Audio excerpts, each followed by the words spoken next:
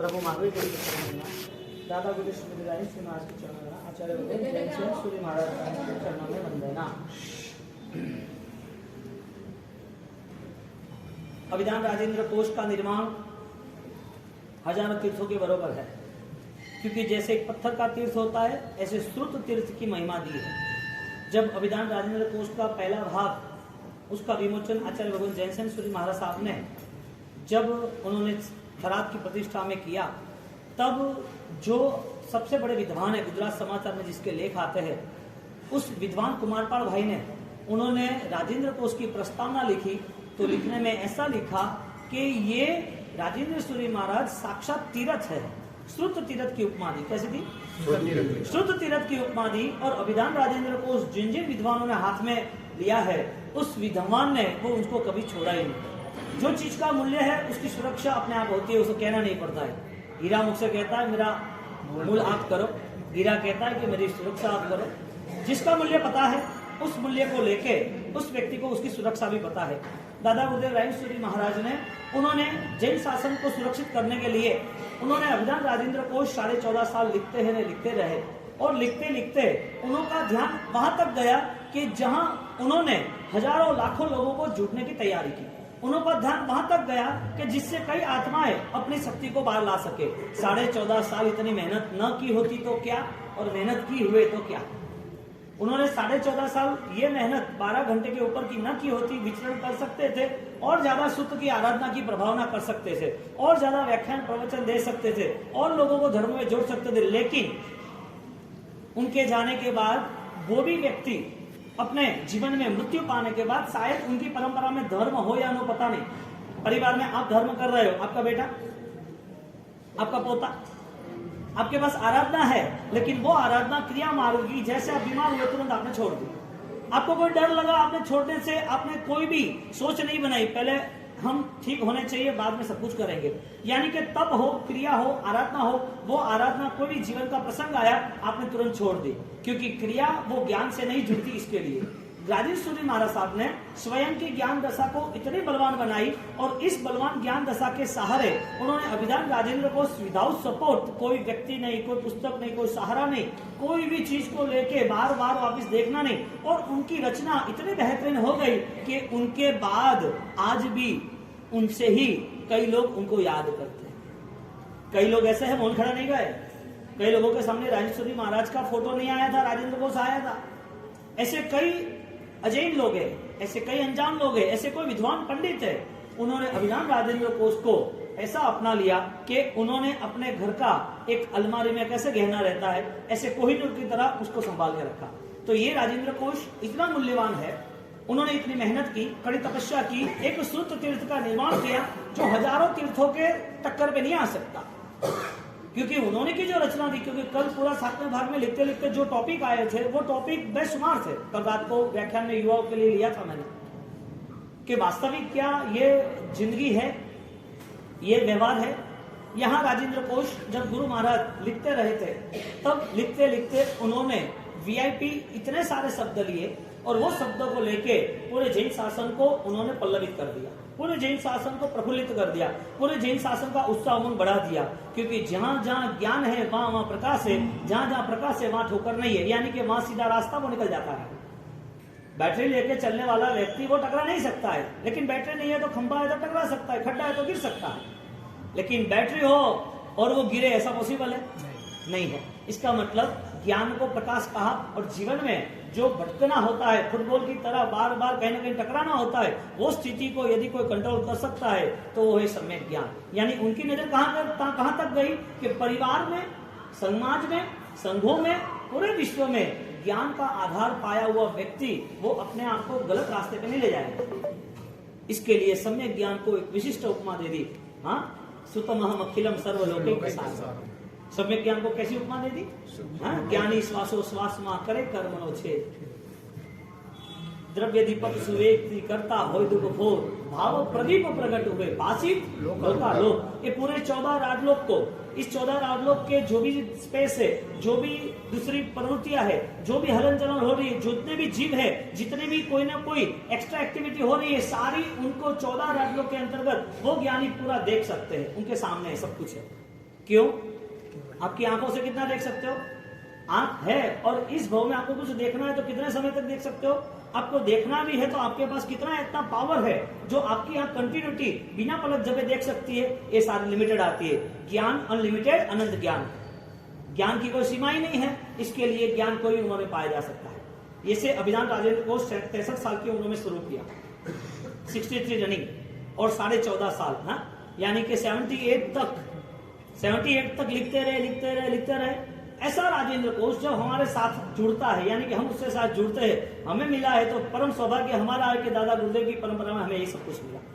जो पूरे विद्वान, जितने भी विद्वान हैं, उनको ये फाइनल चाहिए। आप कितने भी समुदाय के साधु साध्वी भगवंतों को, विद्वानों को मिलो, वो उनको राजेंद्र कोश की बात उनके मुंह से सुनो आप, वो बोले कि ऐसा काम तो हो ही नहीं सकता, ये कैसे बनाया होगा, ये हो ही नहीं सकता। हजारों विद्वानों की प्रस्तावना है आपके वहाँ अभिधान राजेंद्र कोश के जो गुजराती भाषांतर 3रे भाग का हमने लॉन्च किया प्रवेश में, उसका पहला दूसरा भाग आप देखो न, और उसकी प्रस्तावना आप जब पढ़ो न, तो उस प्रस्तावनाओं में विद्वानों द्वारा जो लिखा है बेशुमार है, जबरदस्त है। 1000 साल के बाद 1000 इंटेलिजेंस विद्वान इकट्ठे होने के बाद वो सब एक टेबल पर बैठे, उनके सामने राजेंद्र कोश 35 किलो का एक साथ 7 वॉल्यूम रख दिए जाए और बताया जाए कि ये चीजों का दूसरी बात, हाँ, आपको निर्माण करना है तो आप कितने लोग एक साथ में कर सकते हो? एक साथ 1000 विद्वान बोल सकते हैं? पॉसिबल नहीं है, पॉसिबल ही नहीं है। क्योंकि जिस तरीके से उन्होंने स्मार्टनेस से, जितनी शक्ति से, जितनी कौशल्यता से उन्होंने निर्माण किया, आज जर्मन की जितनी भी बुक्स है, जर्मन में जो भी स्टडी पूरा फॉर्मूला सेट कर रहे हैं, ये सारी जर्मनी स्टडीज बुक में ये पूरी फॉर्मूला ये है। कितने साल पहले बनाया था? 150 साल हो गए ना, 125 150 स्टार्ट किया था इसके लिए। तो आज 150 साल, हाँ, एक पूरी सेंचुरी के बाद की बात है, और जर्मनी आज वो फॉलो कर रहा है। जर्मनी देश आज उनकी स्टडी में, उनकी अल्फाबेटिक में, उनकी जो भी बुक्स है वगैरह, उस बुक के अंदर वो इसी सिस्टम से कर रहे हैं कि गुरु महाराज ने ये फॉर्मूला की, इंडेक्स पीछे है, आगे नहीं है। राजेंद्र कोश की बुक में इंडेक्स कहाँ होती है? आगे होती है ना, ये पीछे इंडेक्स है। रेफरेंस कहाँ होते हैं? एक दूसरे के साथ में, वो पीछे है।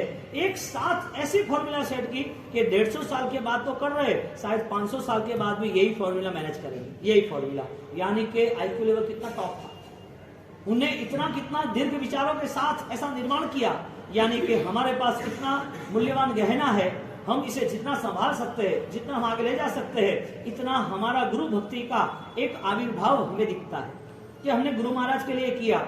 एक ज्ञानी, उनके हाथों से निर्मित हुआ जो भी महाग्रंथ है, वो वापिस दूसरे ज्ञानियों से होना पॉसिबल नहीं है। गणधर रचितम, क्या शब्द रखा है? गणधरों द्वारा रचित जो जो श्लोक थे, शास्त्र थे, वो हमारे पास आए, और वो गणधर द्वारा रचित जितने भी शास्त्र थे वो वापिस हमारे पास आवश्यक निरुक्ति, चूर्णी, टीका, वो साथ हमारे साथ सब कुछ आया। इतनी सारी बुक्स है, इतने सारे वॉल्यूम्स, इतने हजारों लाखों की संख्या में श्लोक, इतने विशिष्ट जैन शासन के पूर्व, चौथ वो साहित्य आज हमारे पास आया हुआ है। आज वो सोने की कीमत हमें करनी है, हमें वो कोहिनूर की कीमत करनी है, हमें वो मूल्यवान चीज है, उसके लिए हमारी नजर स्पष्ट बनानी है। यहाँ पर अभिधान राजेंद्र कोश को हम प्रारंभ कर रहे हैं। एक सिंपल लॉजिक, यहाँ पर ज्ञान भंडार है, यहाँ पर ज्ञान भंडार है, 10 लोगों को काम दिया कि इसको ठीक करना है। अब ज्ञान भंडार में किताब होगी तो उसकी ज्यादा केयर, यानी कि उनको हम संभालेंगे ज्यादा, या उसमें पैसा होगा तो संभालेंगे ज्यादा। एक किताब पड़ी है और इसके पास में एक बंडल पड़ा है 2000 का, ज्यादा वैल्यूज कितनी? पैसे की, राइट जो है वही बोल रहा हूं, पैसे की वैल्यूज ज्यादा है ना। हाँ, इसका मतलब ये हुआ कि हमारी अभी तक दृष्टि स्पष्ट नहीं हुई कि ज्ञान क्या है, हमारी दृष्टि स्पष्ट नहीं हुई कि ज्ञान से क्या प्राप्त कर सकते हैं। यहाँ पर अभिधान राजेंद्र कोश का प्रारंभ करना है। यदि इस चीजों को आप समझ सकते हो तो आप अपनी लाइफ को और बेहतरीन और शानदार और ऊंचाई पे ले जा सकते हो। जिंदगी जहां जिसकी खड़ी है, जिसकी जो जीवन यात्रा चल रही है, उसमें भगवान ने ऐसा उपकार किया कि कोई भी व्यक्ति वो यदि प्रारंभ करता है तो उसके लिए सफलता है। 55 साल में भी प्रारंभ हो सकता है, नहीं किया वो बात छोड़ दो, करना है कि नहीं वो तैयारी करो। आपने कुछ कमाया नहीं, आपने 10 बार नुकसान किया, आपने 50 सालों में बात खत्म करो, वापिस कमाना है, दुकान करनी है, आगे जाना है तो तैयारी करो। हार गया वो नेगेटिव देखना ही नहीं, हमने अभी तक पढ़ाई नहीं की, हमें कुछ पता नहीं, ओके डन। अभी मैं कई घरों में जाता हूँ, कई घर में जाते हैं तो भैया खड़े रहते हैं, मैं तो अबूटे सीखना पड़ेगा, हाँ के भाव से सीखना है के, तो आ जाओ तो फिर यदि ये वर्ड्स, ये सूत्र, ये श्लोक, ये शब्द, यदि ये महामंत्र है तो आपको पता क्यों नहीं? ये महामंत्र है। ये जो भी शब्द है, जो सूत्र है, वो महामंत्र है। यानी कि परिवार में जैन धर्म की विधि विधान, जैन धर्म के सूत्र को शुद्धि आनी ही चाहिए, पता ही होना चाहिए। एक छोटा सा सूत्र, पर्ण गदग मट्टी मकड़ा संताना संकमणे, हाँ, एक छोटा सा लाइन, वो सूत्र, उसके ऊपर चिंतन, उसके गहराई तक जाना, और वो थिंकिंग लेवल पे जाते जाते उनको पता ही नहीं चला, उसकी आत्मा इतनी पावन हो गई कि सारे बंधनों से मुक्त हो गई, सारे बंधनों से मुक्त हो गई, वो आगे निकल गया। यानी कि सूत्र सीखना है तो सूत्र के अर्थ भी सीखने हैं, और जिसको सूत्र के मीनिंग आते हैं उस भाव में भी जाते हैं। यानी कि आप बच्चों को ही तैयार करो, पाठशाला ही बच्चों को तैयार करे, संस्कार वाटिका ही तैयार करे, या कोई भी ऐसा कोई प्रोग्राम हो कि जिसके हिसाब से संडे से बच्चे तैयार हो, बच्चे तैयार करने की पहले जिम्मेदारी उसके पेरेंट्स की है। पाठशाला तो ऑप्शन केस में था, आमिर खाता ऑप्शन केस में था। ये व्याख्यान और ये चातुर्मास जो 1.5 महीने का है, आप यदि अप्लाई कर रहे हो तो आपके लिए ऑप्शन है, यदि आप रेगुलर कर रहे हो तो आपके लिए परफेक्ट है। नित्य स्वाध्याय था हमारे यहाँ, तो सामयिक था तो सामयिक में कंसल्ट था, कमिटमेंट था, सज्जाय संदेशम सज्जाय करो। सेकंड कमिटमेंट था एएन कारणम बहुसो सामयिक पूजा, अगेन ट्राई विडुल, मैं करूंगा, फाइनल करूंगा, क्यों नहीं करूंगा। अब ये सारी चीजें यदि सूत्र से जुड़ी है तो जो क्रिया कर रहे हैं उसको क्रिया सूत्रबद्ध होती है, ज्ञान संपन्न क्रिया होती है, तो उसकी क्रिया कभी भी खंडित नहीं होती है। इस क्रिया का मूल्य उसे पता चला, क्योंकि क्रिया का मूल्य करने वाला ज्ञान था।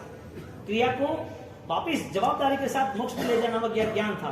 क्रिया के पीछे जो संस्कार, जो इमोशंस, जो भावनाएं, जो भव्यताएं आ रही है, वो सारी की सारी हमारी समझदारी के साथ।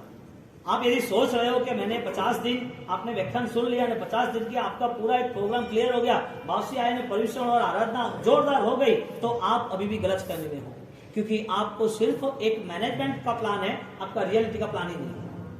आप एक व्यवस्था के स्तर पर जुड़े हो, आप वास्तविकता के स्तर पर नहीं जुड़े हो, क्योंकि वास्तविकता जो सच है वो सच को कभी आंच आती ही नहीं है। सत्य के रास्ते पर चलने वाले अकेले होते, लेकिन जीत उसकी होती है। हजारों यतियों के सामने, हजारों गलत विधि विधानों के सामने, हजारों अंधश्रद्धाओं के सामने रायन सूर्य ने अकेले ने फाइट देनी शुरू कर दी, और वो भी फाइट नॉर्मल तरीके से। मैं किसी का द्वेष नहीं करूंगा, न किसी को मैं हराऊंगा, न किसी को मैं जानबूझ के फंसाऊंगा। मुझे सिर्फ और सिर्फ जैन दर्शन क्या है उसकी बात करनी। अब जब क्रियोद्धार हुआ तो क्रियोद्धार की वजह क्या थी? गुरु को समर्पित रहे, गुरु ने बात की, गुरु को पूछा प्रमोद विजय को, गुरुदेव ये सारी चीजें हो रही है, ये सारी चीजों के साथ साथ तुम्हें भी वापिस इस तैयारी के साथ जुड़ना है कि ये सब कुछ तुम्हें खत्म कर देगा, क्योंकि सामने बहुत ही बड़ा तूफान है, सामने बहुत बड़ा तूफान है। लोग हजारों सालों से अपनी मान्यता को बदल नहीं सकेंगे। गुरु महाराज ने कहा ठीक है, आपका आशीर्वाद है, आपकी सम्मति है, ठीक है सम्मति है। सीधा वहां गए राणकपुर। कहां गए? जैसे जैसे उनका स्वाध्याय क्लियर होता गया, शुद्ध ज्ञान में जुड़ते गए, पहली ऐसी लाइन है, उस लाइन के सहारे गुरु महाराज हिल गए। ताईश्वरी महाराज पहली लाइन के नहाते, देवावी तम नमम संति जस्य दम्मे सयाम। ये जो फर्स्ट लाइन थी, दम्मो मंगल मुक्तिथम अहिंसा संयम तवो देवावी तम नमम संति जस्य दम्मे सयाम। धर्म सर्वश्रेष्ठ है, दम्मो मंगल मुक्तिथम, धर्म सर्वश्रेष्ठ है। अहिंसा संयम तो अहिंसा संयम और तप, ये तीन एक टॉप है।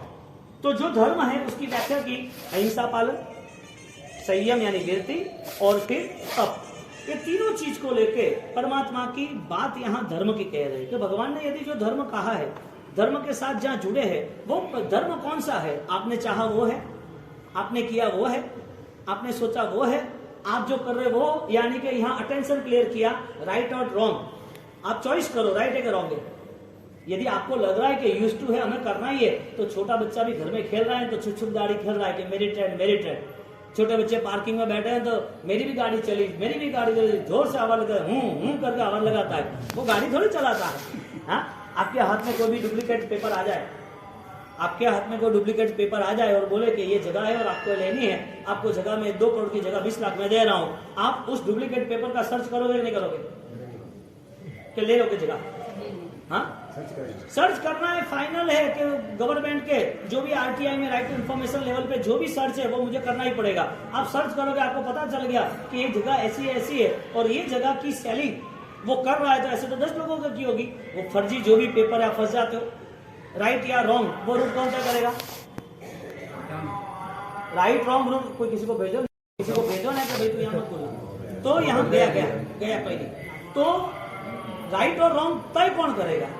यहाँ पर धम्मो मंगल मुखी था, अहिंसा संयमो तरो, ये लाइन पर ही गुरु महाराज ने फाइट शुरू की कि यदि रूट ये है, आप चल रहे हो अग्नि के रास्ते पे, तो आपको अग्नि गर्मी लगनी चाहिए ना, आप जलना चाहिए ना, तो आपको पता तो चलना चाहिए कि आगे आपको चलना ही है और आप कांटे पे चल रहे हो, तो आप ऐसा सोचो कि मुझे लगे नहीं, तो पॉसिबल कैसे है?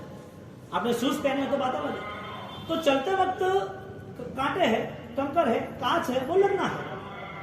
यदि ये रास्ता गलत है तो आपको छोड़ना है। राम श्री महाराज को पता चला सही गलत रास्ते का, उनको गुरु को पूछ रहे देवावी तम नम संति जस धम्मे से आम, क्या पूछ रहे? देवावी तम नम संति, देव जो है वो क्या झुक सकते हैं क्या? देव जो है वो किसी की सेवा करते हैं क्या? देव है वो किसी की पूजा आराधना करते हैं क्या? देव तो शक्तिशाली है, वो किसकी पूजा करेंगे? दुनिया तो उसको पूज रहे हैं, उनसे आगे कौन है?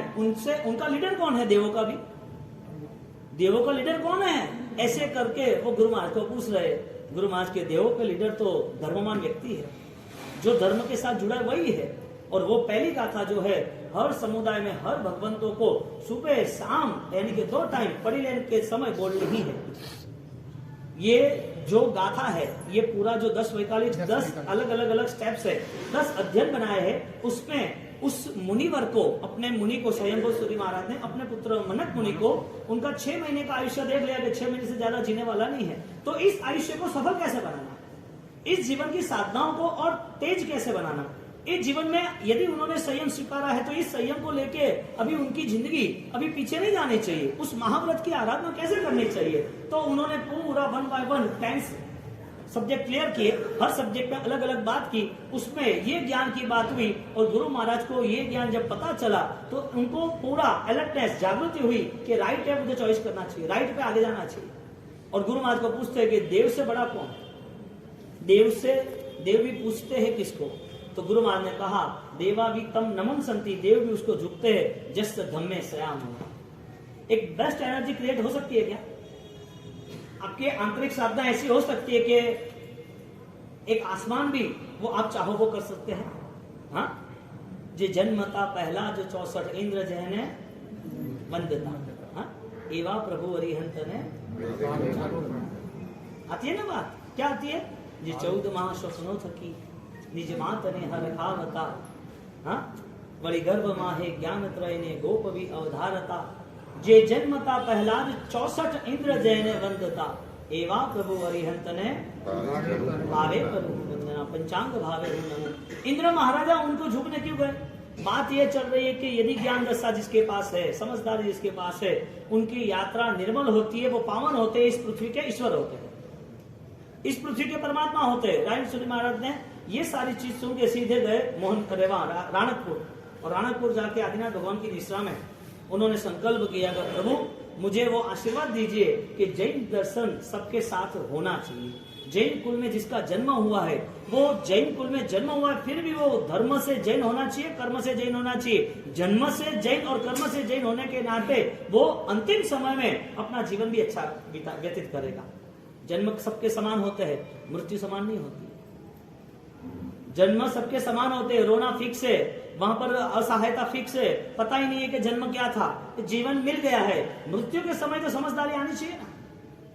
जन्म के लिए समझदारी नहीं थी, हम स्वीकार सकते, सबके लिए कॉमन है। जिसका जन्म इस पृथ्वी पर देहधारी जितने भी है उनका जन्म समान होता है, लेकिन मृत्यु समान हो सकती नहीं है, लेकिन मृत्यु सफल हो सकती है। मृत्यु महोत्सव बन सकती है, मृत्यु के साथ मौत को मार सकते हैं। अभी जाहिर जरा शोक बना सो, नया जन्म ही नहीं लेना है मुझे।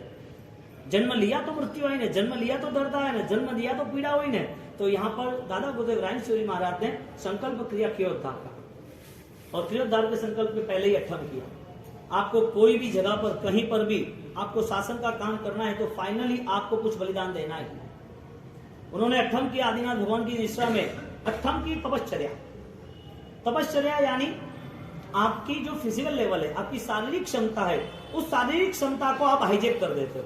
शारीरिक क्षमता से भी आगे चलने की आपकी एक ताकत आती है।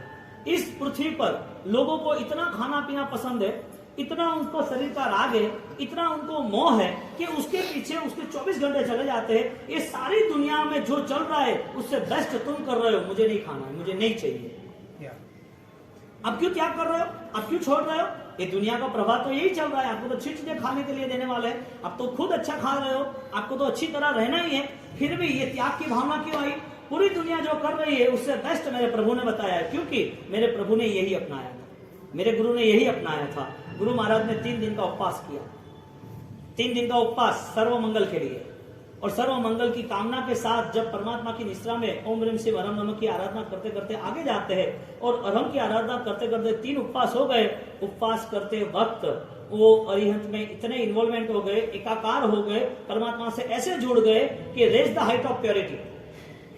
एक आध्यात्मिक ऊर्जा, शरीर तो वही है, शरीर के लिए तो कोई नया स्पेस है नहीं। आप जहां खड़े हो 6 फुट के या जहां बैठे हो 2 फुट के, उससे ज्यादा तो आप जगह रोक नहीं सकते, लेकिन बॉडी से भी आगे एक ऊर्जा है, एक वाइब्रेशन है, एक ऑरा सर्कल है।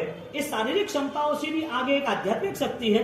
वो आध्यात्मिक शक्ति ऐसी आसमान में गई, देवों के सिंहासन चलायमान हो गए अट्ठम के सहारे। अट्ठम के सहारे यदि ज्ञान संपन्न आराधना है तो देवी देवता और खुद इंसान को यानी कि धर्मी आत्माओं के साथ जुड़ता है, धर्मी आत्माओं के साथ जुड़ता है। और जब वो आराधक आत्मा सामर्थ्यवान आराधना करता है, तब उनने जो सोचा वो होता है, नहीं सोचा वो भी होता है। रायन सूरी महाराज ने तय किया था, सोच लिया था, मुझे क्रियोद्धार करना है, परमात्मा आपकी कृपा के बिना संभव ही नहीं। ये तो मिट्टी का देह है, इसको मैं कब तक संभालूंगा? मिट्टी के देह में मैं कितना सजाऊंगा? ये मिट्टी को देह लेके कितना रिपेयर करूंगा, कितनी दवाई डालूंगा, कितना भोजन डालूंगा? ये सारी चीजें मैनेज कौन करता है? कोई ऐसा पॉजिटिव पावर है जिसका नाम पुण्य है। जो पुण्य है इसके लिए मेरा शरीर चल रहा है, जो पुण्य इसके लिए हमारी अनुकूलता है, पुण्य इसके लिए अच्छा बोल सकते हैं, चल सकते हैं, पुण्य इसके लिए सब इसी चल रहा है। लेकिन वो पुण्य के बाद इस जीवन में भी एक श्रेष्ठ पुण्य है जिसमें धर्म जुड़ जाता है। ये पुण्य सामान्य है और एक पुण्य चमकदार है। एक सोना है लेकिन पुराना हो गया, एक सोना नया है लेकिन चमकदार है। फर्क पड़ गया दोनों में। यहां पर जब गुरु महाराज वो पुण्य के सहारे जब अट्ठम कर रहे हैं और 3 उपवास कर रहे हैं, तो तीनों उपवास के अंतर्गत आसमान के अंदर यानी कि देवलोक के अंदर वहां पूरा सिंहासन चलायमान होता है, और वहां पर संकीर्ति आत्मा वो वृत्तिधर आत्मा के लिए कंसल्ट होते हैं, यानी आ जाते हैं। ये कैसे हुआ? व्यक्ति तो वहीं खड़े थे, आगे तो कहीं गए नहीं, किसी को तो बुलाया नहीं। एक भाव धारा जो होती है वो भाव धारा इतनी ऊपर जाती है कि वो भाव धारा के बल के आधार पर जो देवी देवता शक्तिमान है, वो देवी देवता यहाँ पर उनकी सेवा के लिए उनने जो सोचा है उसके लिए वो कार्यान्वित होते हैं, वो तैयार हो जाते हैं कि आपने सोचा वो करना है। क्योंकि वो तो खोज ही रहे हैं कि धर्मात्मा है कहाँ।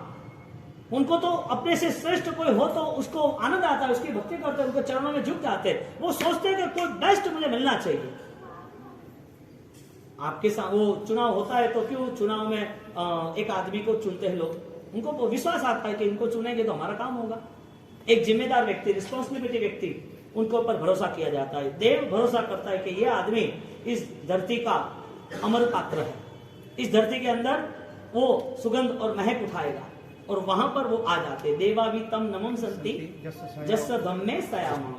तो सूत्र की ताकत, मंत्रों की ताकत, मंत्रों और सूत्र के साथ ऊर्जाओं की ताकत। तो अट्ठम करने के साथ यदि देवी देवता भी यदि उनके आसपास आ जाते हैं तो तपस्या करने वाले जो भी भाग्यशाली पुण्यशाली है उनको कौन से अंतराय नड़ते होंगे, कौन से तकलीफ आती होगी? तप से तकलीफ दूर होती है कि तकलीफ आती है? दूर होती है। तब से सब जल जाता है, सब लोग जल जाते हैं। तब की एनर्जी वाइब्रेशन इतने बेस्ट होते हैं कि तब के सहारे अपने अंदर रही हुई बहुत सारी कालिमा, बहुत सारी मलिनता अपने आप साफ हो जाती है, अपने आप साफ होती है। तब का नेचुरल पावर।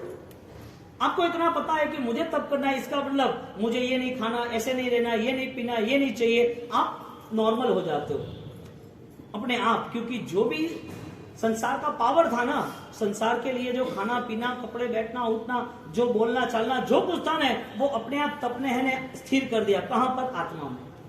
तपने आत्मा के साथ कंसल्ट कर दिया। अब गुरु महाराज जब 3 उपवास हो जाते, ओम ह्रीम शिव हरम नमः की आराधना हो जाती है, आदिनाथ भगवान की निश्रा में और अंदर जा रहे, एक अंदर से बाहर आ रहे, भगवान के दर्शन करते, और वहां से एक छोटी लड़की वो उनको मिलती है, साता में हो, आपका काम तो हो गया। क्या हो गया, इसका मतलब क्या? वो वापिस अंदर गए, वापिस अंदर चेक किया राणकपुर के आदिनाथ मंदिरों में कि भाई वो लड़की कौन है, तो कोई नहीं है। तो ऐसा कैसे? वापिस भगवान के पास बैठ गए। बाद में उनको संकेत मिल गया कि अंबिका देवी का रूप था और उन्होंने मुझे कोई ना कोई इशारा किया है कि आप जो काम करना चाहते हो, अब आपकी रफ्तार रुकनी नहीं चाहिए, अब चलते रहो, चलते रहो। एक संकल्प उन्होंने खुद ने किया था और वहां पूरा पार्लियामेंट हिल गया। हाँ, देवलोक की पूरी दुनिया हिल गई कि भाई अभी ये साधक आत्मा है, उनके सहारे हमें को काम करना ही पड़ेगा। उन्होंने जो सोचा था वो संघर्षों के बाद, इतने तूफानों के बाद हुआ कि नहीं हुआ? है? तपस्वी आत्मा क्या नहीं कर सकता? तपस्या से क्या नहीं मिल सकता? तब शक्ति कितनी हमें बलवान बना सकती है, तब से डरने की बात आती ही नहीं है। पुण्यशाली आप अपने परिवारों में कोई भी छोटा बच्चा तप कर रहा है तो समझ लेना कि वो आपके सहारे नहीं कर रहा है, वो शरीर के सहारे भी नहीं कर रहा है, वो कोई डिवाइन पावर, दिव्य शक्ति के सहारे कर रहा है। तो आप मना करोगे ना तो उसको मना नहीं कर रहे हो, आप समझ लेना दिव्य शक्ति को मना कर रहे हो। अपने को तपस्या की आराधना करते हुए किसी को भी अंतराय नहीं करना चाहिए। जिसका होगा वो करेगा, अपने आप नहीं होगा तो वो छोड़ देगा। सिर दुखेगा, पैर दुखेगा, भूख लगी है, चक्कर आ, छोड़ देगा, कोई फर्क नहीं पड़ रहा है। आपको लग रहा है कि ये दवाई चल रही है, इसको अच्छा नहीं होगा और बीमार हो जाएंगे, अभी तो ऐसा हुआ था, अभी तो उपदान करके आए हैं ना, अभी कैसे हो? अरे भाई, एक आदमी ने 5 लाख का माल ले लिया और आपने दुकान बंद कर रहे थे, वो 9 बजे आया, अरे कि मुझे अर्जेंट लेना है, कि दुकान नहीं खोलते वापिस। प्रॉफिट तो रेगुलर ही होता है। एक बार उपदान हो गया तो क्या दूसरी बार कुछ नहीं होता है? हाँ, एक बार वापिस आगे की आराधना होगी, दूसरी बार नहीं होती है। बार बार हमें try again, try again. Rajeshwari Maharaj ने 63 साल की उम्र में क्या किया? ट्राई अगेन, यानी कि रिट्राई किया। रिटायर नहीं हुए, रिटायर्ड और रिट्राई, ट्राई किया ना। तो ट्राई करते करते करते उन्होंने 14.5 साल निकाल दिए। हारना ही है तो फिर आपके लिए कोई चुनौती नहीं है, और चुनौती और जीतना है तो संघर्ष बड़ा हो तो भी हमें अपनाना है। पीछे किसको मुड़ना है? पीछे कौन मुड़ रहा है? डर के नाते। जब ये भेद दृष्टि आएगी, यानी कि धर्म के प्रति यदि हमारा लक्ष्य बलवान बन जाएगा, उस दिन वो रुकेगा नहीं। राजेश्वरी महाराज जब बाहर आ रहे तो वो देवी सामने आके कह रही है, एक बच्ची के स्वरूप में आपका सब काम हो जाएगा। और उन्होंने जब भगवान के पास गए, भगवान ये क्या है, मुझे कुछ पता ही नहीं चला, और अपना इंट्यूशन पावर मेंटेन किया, आंतरिक शक्ति को वो चेक करते रहे। तो उनको तुरंत पता चल गया कि मुझे संकेत मिले, अब मुझे काम नहीं छोड़ना चाहिए। अब जिसके पास देव गुरु धर्म की कृपा हो, हाँ, जिसको विश्वास उस पे ही हो, वो आदमी कहाँ डरेगा? डरना किसको है? आपको कुछ काम रुकता है तो गुरु महाराज हाजिर है और तपस्या नहीं होगी, ये कैसे क्रॉस वेरिफिकेशन? आपको कुछ काम करना है तो हाँ गुरु महाराज पास जाओ के कोई बावसी पाड़े जा, बावसी आशीर्वाद दो, वास्के करुण बावसी हावल नहीं है, थोड़ी मारा आराधना है, ठीक है। तो हवल वे कि नहीं वे तू, वे कि नहीं वे तू? श्रद्धा है ना, श्रद्धा होती तो हो ही जाता है। कर्म भारी होता है तो कोई रास्ता मिलेगा, तो और थोड़ा लेट होगा लेकिन हो जाएगा। यदि कोई श्रद्धा के सहारे तुम यदि कोई भी संकल्प कर सकते हो तो तब करने वाला छोटा बच्चा कोई हो, घर में बहू हो, कोई भी हो, करने दो उसे। नाग केतु ने तपस्या की तो देव आ गए थे हाजिर। हम अनजाने इसके लिए मना कर रहे हैं। जब आप जानोगे तब ऐसे लगेगा कि मुझसे तो तप होता नहीं है। आपने परमिशन दे दी ना तप करने की, तो समझ लेना आपकी दवाई कम हो जाएगी, क्योंकि ये साता का उदय होता है, अनुभवता होती है, तप होती है, और तप होने के बाद उनकी साता, आपने परमिशन दी, वो वापिस रिफ्लेक्स हुआ, आपको साता मिलती है, क्योंकि आपने अंतराय नहीं किया है। मना करने वाले कौन है? आप नहीं हो। आपका कर्म ऐसा है कि आपको आगे साता नहीं मिलेगी, आपको अनुभवता नहीं मिलेगी। आपको यदि आयुष्य में से बाहर निकलना है, कोई बीमारियों से बाहर निकलना है, तो तप की अनुभवता आवश्यक है।